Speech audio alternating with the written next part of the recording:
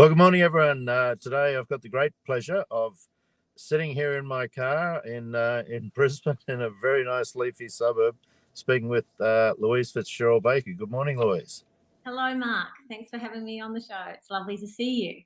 Well, the last time we saw each other was out in Roma, wasn't it, at the Young Beef Producers Forum? So these are different circumstances. There's been a lot more rain since then.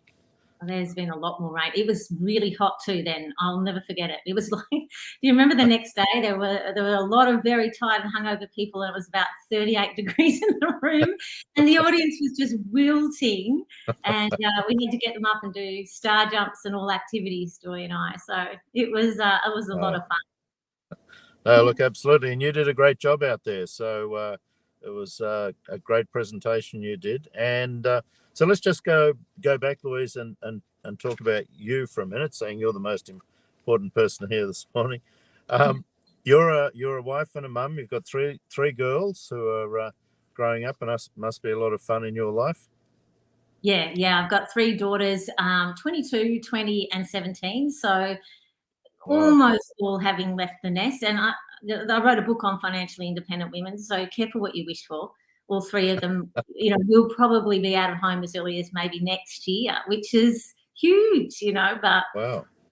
They're making their own paths, which is ultimately what you're wanting to see them do, right? Absolutely, which must be an interesting time for you in life too, when when the kids finally leave the nest. It must be a real change for you in your life. I'm not quite there yet, but I can see that horizon, and it really has been. It's been a really beautiful chapter, to be honest, in the sense that there is that mourning of letting them go. But my husband and I are reinventing ourselves with new businesses at this chapter as well, because we've got more flexibility to be able to do more of what we love. And so we're taking that on with gusto. Yeah, no, that's great. And just going back and talking about you've got a double major in marketing, so you're no slouch when it comes to helping people with marketing and so on. But let's talk about the first book you wrote, which was called Pink Hat. The Pink Heart Hat, yep. So I should just say that my background, for the listeners, my background has actually been, I was a qualitative researcher for many years. So I was asking people questions for a living, and I would draw the patterns and parallels and then make stories and meaning from that. And then on this one particular day, my husband told me he was leaving. The Iraq War had been called, and he was asked to go along. And he's a reservist, Mark, so I didn't see it coming. And I thought, well, why do you have to go when we have a 4 and a 2-year-old? And he said, well, how can I not go when we have a 4 and a 2-year-old? So he exited stage left, and I had to truly contemplate, well, maybe he won't come back, or maybe he won't come back the same. And so I had to begin to show up differently in my life. And I guess that was my financial invitation to play differently. And the vehicle I used to do that was property and property investment. So the book that I wrote, The Pink Hard Hat, was really the story of money, a woman's guide to money and life. And it was a metaphor. So Pink Hard Hat is a metaphor because when you go on a building site, you wear a hard hat to protect what's important, a high-vis vest to stay visible, and steel cap boots. And so my message to women was protect what's important, stay visible in your relationships, and build capacity to walk wherever and whenever you need to. No, fantastic. Do you get, how do you get to present that story from that book? I mean, do you do a lot of public presentations? Yeah. So National Australia Bank launched the book for me, and we had so we had quite a big launch there. Sunrise did a piece on it as well, and then from then I began on talking about particularly female financial resilience. And then as the years went on, I wanted to balance it more because I wanted to talk about not only financial peace but real peace. So I became a wealth coach. When I say wealth, I mean WELLTH, really helping people combine or close the gap between wealth and well-being so they could have both, not one at the cost of the other, because I was seeing a lot of people working hard and slogging their guts and just feeling like they're going through the motions but never quite feeling like peaceful or joy, and ultimately a lot of the coaching I was doing was about finding a version of success that meant you didn't compromise your well-being and joy and purpose along the way. No, good, and very important topics, all of those, and it kind of leads in. I'm not sure whether you've finished this book yet, but your next book is the Wealth, as in well.th matrix. Have you finished that yet, or are you still? I'm still writing it, so but it's on its way. Right. So the Wealth Matrix was the culmination of over 450 interviews with men and women about exactly those things, because the Wellbeing Institute within Australia did a wellbeing survey, and they said, what are the top 5 stresses? And do you know what number 1 was? Apart from public speaking, for most people, I think. Not us, but for most people. Number 1 was actually personal finances. And of the other 4, 3 were health related. And this was really before COVID. Obviously, during COVID, health would have taken on a different level within that. But health and wellbeing were the biggies: health of self, health of others, the ability to maintain health, plus obviously, how can I make a living?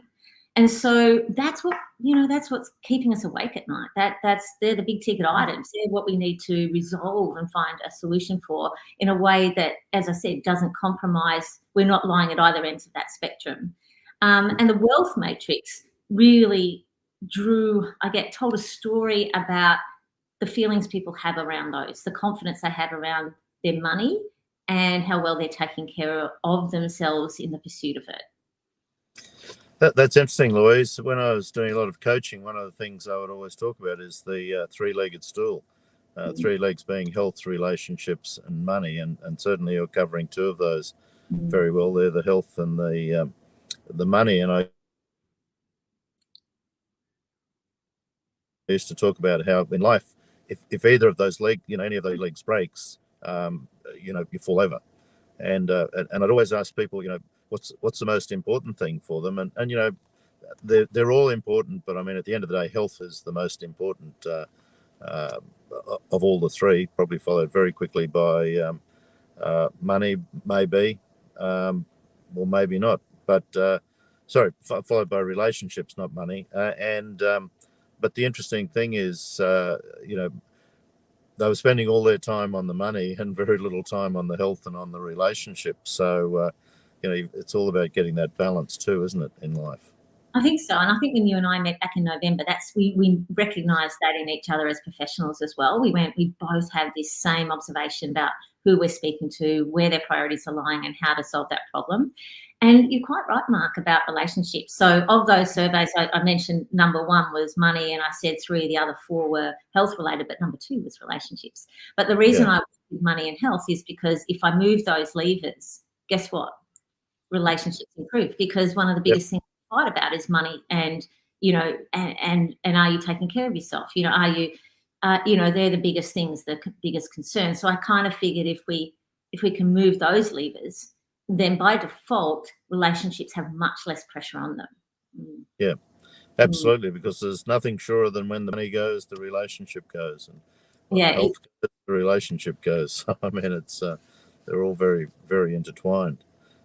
And look, with young kids, 2 of us trying to make a living, and times were tough. We had to find a different way. I remember the washing machine would break down, and just as we were getting ahead, there was, at the time, I think it was now there is a lot cheaper, but at the time all our existing savings would go to buying a new washing machine, or we would just get ahead, and then the car would need a service. So it almost felt like this unrelenting, just never quite getting enough or ahead or on top of it. And that's debilitating. It eats away at the soul. It eats away at the relationships. And it is real. The stress out there is real. So if we can find a pathway that gives you confidence while building and a clear way forward, then it takes off a lot of that pressure. Yeah. Look, absolutely. Look, one of the, I love the interesting background you've had and the life experiences you've had. And one of the life experiences, we talked about earlier this year was the loss of loved ones and how that affects people. And, I often say that, when someone dies, those around them, they cling at everything they can to maintain the memories of that person. As you know, and this is no surprise to it. Anyway, my mum passed away, nearly 12 months ago, and I grabbed all her messages from my phone, even in the deleted messages. I've grabbed all those and I've put those into a file because that's mum talking to me. So everybody wants those that have passed, that they want those memories. They search for all the last texts, the letters that were written, the photos, and all those sorts of things. And as you know, you connected with me, and we have a process called, one of our tools in our process is there's a thing called the Dear Mary letter, which is just an opportunity for people to be able to write words they'd never want left unsaid, to their loved ones, and to their partners, to their life partners, their children, and so on. And we've been promoting this tool, this capability, for years and years and years to our clients. In fact, many people come to us because they say, "Hey, how do we do this Dear Mary letter thing?" And interestingly, I have grown men crying on the phone to me, telling me they've just written it and they hate my guts. How dare they're so grateful they've done it, but they're just bored. These are big burly guys saying, you made me write this letter, and I'm grateful, but I'm still crying from having written a letter which is effectively going to be my words that my children and my wife, in this case, will read when I'm gone. And that's a very tough thing to do. And because of that, what I found is a lot of people want to do it, but they get stuck, and they can't quite bring themselves to write that final letter. And I'm talking a lot here, but I'm getting to where this is going.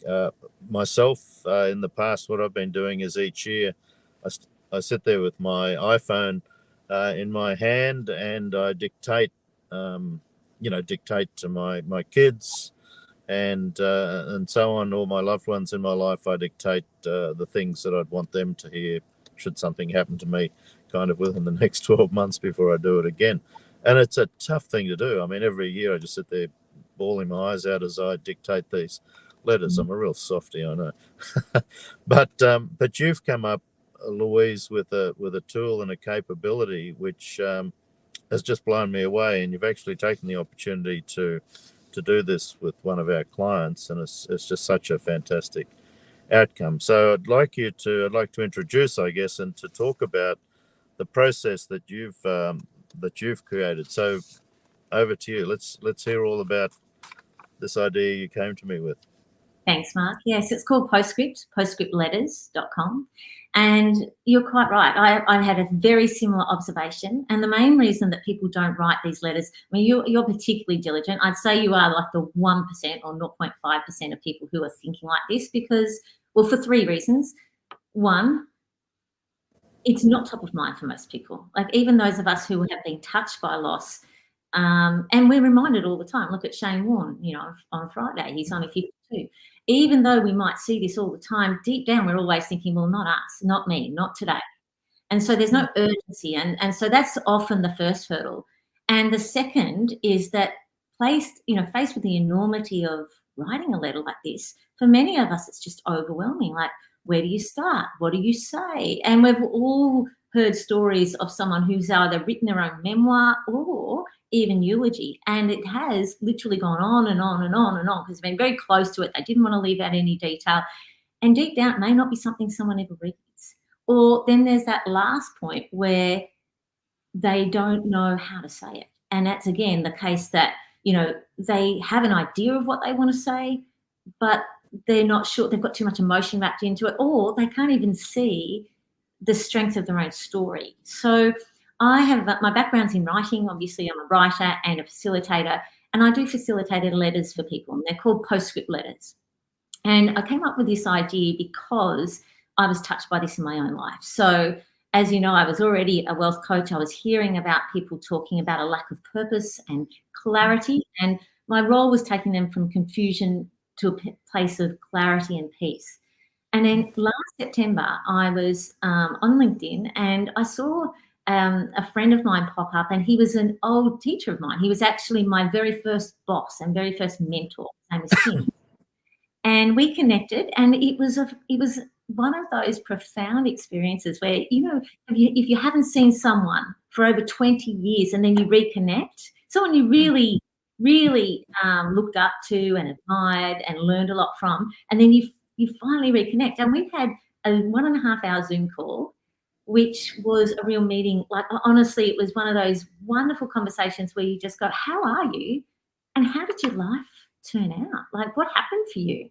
And can I say, Mark, the man that I was looking at, he had aged backwards.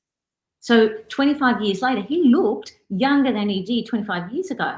And I said, what happened to you? And he told me his story. He said, look, I used to see myself as the fat smoker. And he said, I gave up smoking. And when I did that, it was like a little crack, a little door opened of the possibility of who I could be next. And then I leaned into this vision of myself as a healthy man. And he said, I just grew into that. And he said, a lot changed for me. He said, you know, I married 3 times, but I finally found love. I did finally have children. He still loved his motorbike, still loved music. But this man in front of me, he said, look, I'm happy. You know, even through COVID, his business had thrived, and he said, I could do this for the rest of my life. And I hung up the phone, hung up the Zoom, and I remember thinking, I'm still learning from him. 6 weeks later, our mutual friend contacted me, and she said, Lou, I know you're in contact with Tim, and I need to tell you that he died in a motorbike accident on Friday. Gee whiz. That was the point. Beyond the grief and the sorrow, I thought, no one knew, Mark. Like, no one knew that he had found what he was looking for, that he found sort of this completion, that he'd gone full circle, he'd gone from this to this. And I thought, wouldn't it be amazing to be able to extract that from people and present it in a letter that I take the words and I take the difficulty from it and then reflect it back at them. So the power of the facilitated letter is that it's a letter, so it's brief enough that it has brevity and impact. You know, it's brief enough people can catch it, but they can pass it on and give it to their loved ones and their children's children. And it can be something we check in with every 10 years or every year like you do. But the idea being that it's a letter that captures your evolution. It captures your journey. You know, it's not necessarily a goodbye. It's a case of, this is what I've learned, this is what I've loved, this is who I've met, this is how I've changed, this is what I'm looking forward to, this is what I'm hoping for the future. And then 10 years later, there's another stake in the ground where you can talk about where you're at now. And even if every 10 years you did a postscript, then you can mark your own evolution with that. So that's really how and where the idea came about. And it's been a remarkable, powerful experience. Yeah. I haven't heard that story before about Tim. So that's I love the fact that it was something so powerful for you, Louise, that sort of came up with this whole concept that you run with. Those that know me will know my Brian story, my schoolmate who passed away, that inspired the passion in me for what I do. So.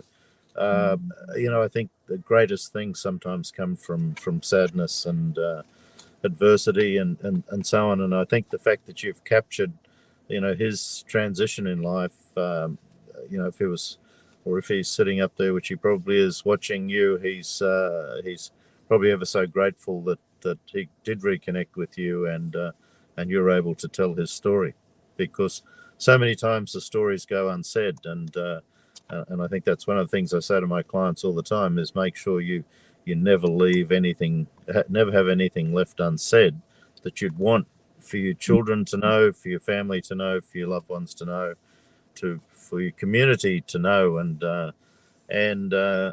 that's really why, you know, when you came to me with the idea of the postscript letter, it was just to me, it's such a great fit. And you've actually done one for one of our clients, and they're ever so grateful. And in fact, I've got a copy of it sitting right in front of me here now, and and you've done a fantastic job. Do you want to take me through, please, Louise, the way that you connect with people that you're doing this for? Like, obviously, with our client, we set them up for it and so on. But just take me through how you connect, the process, and at the end of it, please tell me how she felt when she got the letter from you, or the copy of the letter, if she has at this point. Yes. Of course, it's a 5-step process, and it begins, because of my background is research and drawing patterns. So it begins with a preliminary questionnaire, and the power of that is it gets the reader to think about some of this, because we really have to interrupt people in their everyday life and get them to come forward and think reflectively about, how are you really going? Like, how are you going? What's working for you? As I said to you, one of my observations around purpose, and particularly for young people, is they don't know who they are. And they don't know who they are next. And they don't know necessarily what their family, what they become, where they come from, in the sense of, who are we as a family? Who are we as a unit? What do we stand for? What do we stand against? And so, with the preliminary questionnaire, I get asking a few big questions, and then we make a time for an interview. And in that interview, it usually goes for about an hour, where I ask very strategic questions that get people talking, and I do, with their permission, tape the interview, so it's an audio one. And then the hard work begins. So then I sit down and I write the letter for them. I write the letter, and my 3 rules in writing the letter are their words, not mine. So I will go back sometimes and listen to the audio several times over, because I'm capturing not only their words, but how they're saying it. And I'm sifting and sorting and sifting. So I'm actually leaving some of it behind, not taking everything they say. But again, I'm a storyteller, so I put it in a format that is a story, and I take from that the meaningful threads that they would want people to know about them. Because, we are a kaleidoscope of so many colours, and the intention of this, and my 3 rules are pure intent, their voice, not mine, and closing the door gently. So that if this was to be, you might go on and write 3 postscript letters in your life, or 7. But if this was your last postscript letter, then the hope is, what would you want your children's children to know about you? You may not know this, because we can be talking to our kids, but Mark, they're not always listening. Like, let me tell you. Who would have thought? They're not always listening. And the thing is that, Microsoft did a study in 2021. The average concentration span of a human being now is, do you know how many seconds? It's way less than it was 20 years ago. I know that. I'm thinking 3. It's actually 8 seconds. Wow. 8 seconds. So the power of a letter is, you can give it to someone, and when they need to access that information, they'll read it. They'll read it over and over and over again, so they virtually know the words off by heart. And that's the power of it. It's almost an old-fashioned nostalgic sentiment, but the power of it is the words stay with you when you need to read them again, just like you would a prayer. And that's the power of this. I think also, you may not know this, but Walt Disney, with the various cartoonists, they all worked with a mirror on their desk. And the reason Sorry? Wow. No, I said that's amazing. The reason they had a mirror on their desk was, if they were drawing a character like Goofy with a smile, then they would smile into the mirror and see that reflection, so they could put that in their work. Well, I'm like the mirror. I'm the mirror in these facilitated letters, because having the power of a facilitator there, you can sort and sift, and you can pull the story.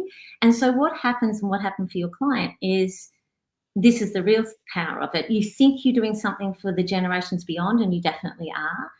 But the real gift is that you look at the letter, and the first thing that happens is you feel seen. Like, people look at the letter and they go, oh my gosh, you captured me. You captured the essence of me. And they feel seen, and they feel recognised. And in that place, there is a real communion of, oh my gosh, I am understood. And then the second thing that drops in for them is, they say, this is beautiful. This is beautiful. And then by default, they realise, and so am I. Very good. That's the power. Yep. And the one you've obviously done for the lady last week, that was her reaction as well, obviously. Yes. And she is a deep thinker, so that would have been quite significant, this letter for her. Most people say, I'm good with words or I'm not good with words, but I couldn't have captured that version of my story. But you've put it in a succinct form without losing the meaning of who I am. And in giving them that reflection, they sit a little taller. They see themselves cast as the main character in their own story. And with that positivity, they are now reframing about, well, how am I living the rest of my life out? How am I showing up every day?